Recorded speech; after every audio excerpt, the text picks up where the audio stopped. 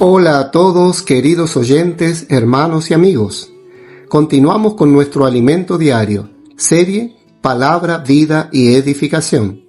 Título del tomo: No desperdicie su tiempo. Autor Pedro Dong. Título de la semana: La eternidad y el tiempo. Día sábado: leer con oración. Y el mundo pasa y sus deseos, pero el que hace la voluntad de Dios permanece para siempre. Primera de Juan, capítulo 2, versículo 17. Repetimos: y el mundo pasa y sus deseos, pero el que hace la voluntad de Dios permanece para siempre. Amén. Título del día: Viviendo al ritmo del cielo. Vemos que Dios quiere usarnos al mismo ritmo que los 4 seres vivientes, los cuales actúan con diligencia para alcanzar a las personas en toda la tierra. Esto ya está sucediendo porque la venida del Señor está muy cerca. La promesa de la llegada de la aurora se está cumpliendo. El Salmo 110 cita un ejército de jóvenes santos que se presentan voluntariamente a la batalla como gotas de rocío que surgen de la aurora. Versículo 3 de la versión King James actualizada. Esas gotas de rocío son los adolescentes, los jóvenes y los niños que el Señor ha levantado para poner fin a la tibieza en la iglesia y acelerar su regreso. El Señor desea poner la tierra al mismo ritmo del cielo. Por eso nos sacó de aquella esfera convencional indiferente a su sentido de urgencia. Muchos cristianos acomodados a su zona de confort están incómodos con eso. El hecho es que ese es el ritmo del cielo, que tiene urgencia por poner la tierra en orden y traer el reino de Dios. Dios ha trastornado la tierra con relámpagos y truenos, que simbolizan a esos osados adolescentes que interrumpen un partido de fútbol para orar por las personas, hacen grito de guerra e inmersión en la palabra. Este es el tiempo final, por tanto, necesitamos colaborar con el Señor. Dios está acelerando todo.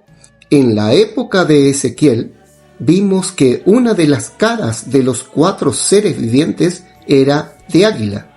Capítulo 1, versículo 10. Pero en el tiempo de Apocalipsis, en el tiempo del fin, esa águila no está parada, sino que vuela.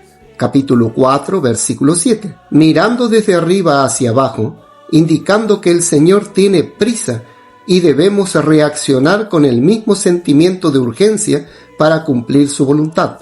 La primera epístola de Juan afirma que quien ama el mundo pasará junto a él, pero quien hace la voluntad del Señor permanece para siempre. Capítulo 2, versículo 15 al 17. Cuán importante es hacer la voluntad de Dios. Él mismo creó todas las cosas para el cumplimiento de su voluntad. La iglesia en Filadelfia ama la venida del Señor y por eso tiene el mismo ritmo que el cielo. Si el cielo tiene un deseo urgente de que la voluntad del Señor se cumpla, la iglesia en Filadelfia también lo tiene. Creemos que en la conclusión de esta era, la iglesia en Filadelfia habrá sido totalmente encabezada por Cristo. Entonces vendrá una gran tribulación sobre la humanidad. Mateo capítulo 24, versículo 21. Pero los que estén haciendo la voluntad de Dios serán vencedores. Eso revela que la iglesia en Filadelfia será librada, porque esta es la promesa de Dios. Apocalipsis capítulo 3, versículo 10.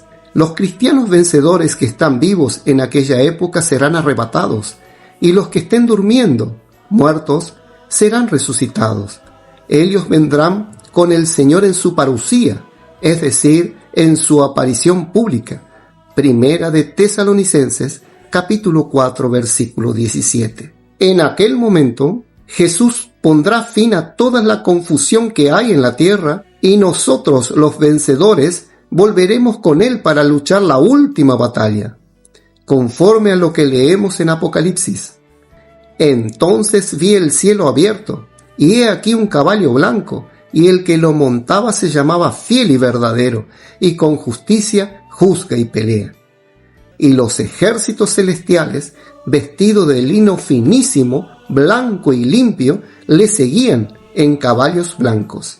De su boca sale una espada aguda, para herir con ella a las naciones, y él las regirá con vara de hierro, y él pisa el lagar del vino del furor y de la ira de Dios Todopoderoso. Capítulo 19, versículo 11 y 14 al 15. Esta es la batalla de Armagedón. El anticristo y el falso profeta reunirán a los ejércitos de 10 reyes y acorralarán al pueblo de Israel en la ciudad santa, en el valle de Cedrón. Entonces el Señor Jesús volverá. Él pisará con los 2 pies el monte de los olivos, un pie al norte y el otro al sur. El monte se hundirá y el remanente de Israel huirá por el valle abierto. En la batalla de Armagedón, el Señor lanzará dentro del lago de fuego al anticristo y a todo su ejército rebelde. Apocalipsis, capítulo 19, versículo 20. Entonces, aún en la dimensión del tiempo, vendrá la era del milenio, período en que Satanás quedará aprisionado, y nosotros, los vencedores, reinaremos por 1000 años con Cristo en el reino milenario. Capítulo 20, versículo 4. Amén. Queridos oyentes, escriban la frase que más tocó su corazón. Destaque los puntos clave de esta frase y ore de acuerdo con el contenido destacado. Jesús es el Señor.